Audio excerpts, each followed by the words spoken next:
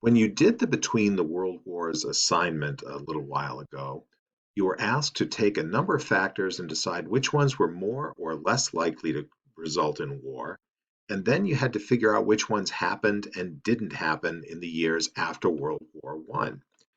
What we're going to do here is just take a few minutes and go over those particular items and get you set up for the World War II unit. So here we go. In this case, you were asked to move text boxes to the column which indicated which things are more or less likely to lead to war. First, there we go. First, the rise of democracy. This one, by and large, should be one that's less likely to lead to war. Remember, democracy is a form of government about negotiations and discussion as opposed to militarism and voting. Rise of communism, this one gets a little bit tricky. On the one hand, the ultimate goal of communism is that it's global, with the idea that all the people are eventually going to share all the world. Sounds kind of utopian, sounds kind of peaceful. On the other hand, as we saw in Russia, sometimes communism doesn't happen without revolutions or civil war. So for that reason, we'll kind of put communism in the middle for this one. In terms of fascism, it's pretty clear that because fascism is both militaristic and nationalistic, and those were two of the primary causes of World War I, it would only make sense to put fascism over on this side. As for a strong League of Nations, you might remember the League of Nations was the centerpiece of Woodrow Wilson's 14 points, and the idea was, quite simply, to prevent future wars. Remember, World War I was supposed to have been the war to end all wars, and the League of Nations was Wilson's idea for how to accomplish it. You may also remember that Wilson's 14 points were centered on the notion of peace without victory. No winners, no losers, no desire for revenge that would eventually lead to future conflicts. Revenge, obviously, would be on the opposite side then. If countries desired to get payback from other countries or held grudges from World War I, they would be looking for payback, and that could lead to war down in the future.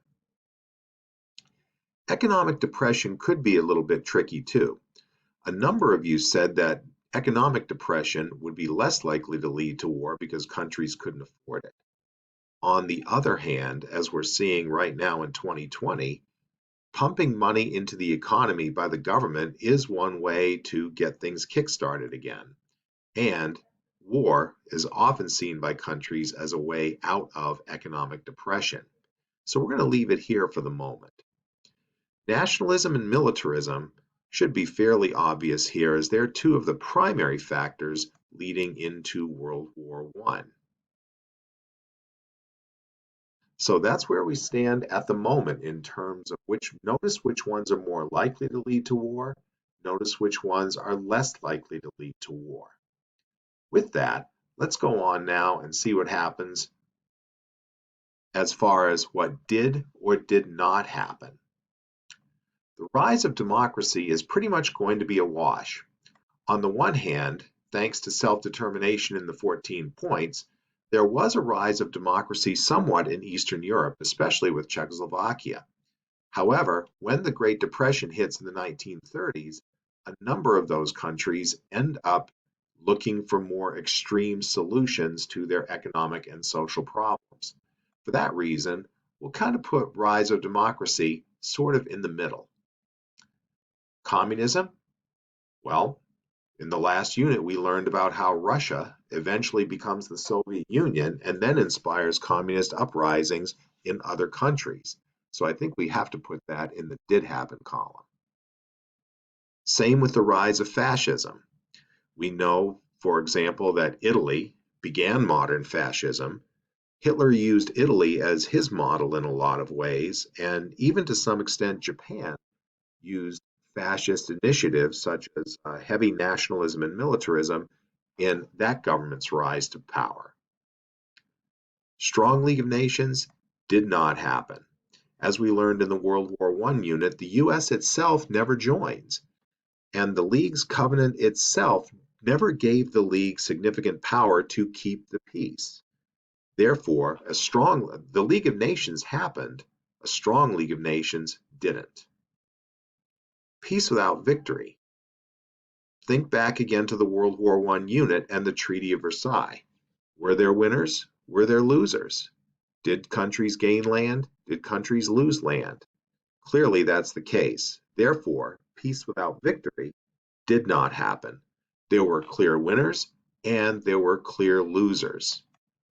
The losers' desire for revenge became a central part of a lot of fascist states' programs. Mussolini rose to power in Italy partly on the notion that Italy had been cheated out of land it deserved in the Treaty of Versailles. And rejecting and smashing the Treaty of Versailles was the centerpiece of a lot of Hitler's Mein Kampf. So definitely did happen there. Economic depression, most definitely. Starting in 1929 with the U.S. stock market crash, but when the U.S. went into depression, it had a ripple effect globally, and therefore most definitely did happen. Lastly, nationalism and militarism. Again, we talked about the rise of fascist states, and we know from our totalitarian unit that nationalism and militarism are also centerpieces of totalitarian states. So if you take a look at this box compared to our previous box, you may notice a pattern. Most of the things that did happen were the things more likely to lead to a Second World War. Those things that were less likely to lead to war, more likely to prevent one, by and large are the things that did not happen or did not happen to any great extent. With that in mind, let's go ahead and proceed with the World War II unit. We'll see you again soon.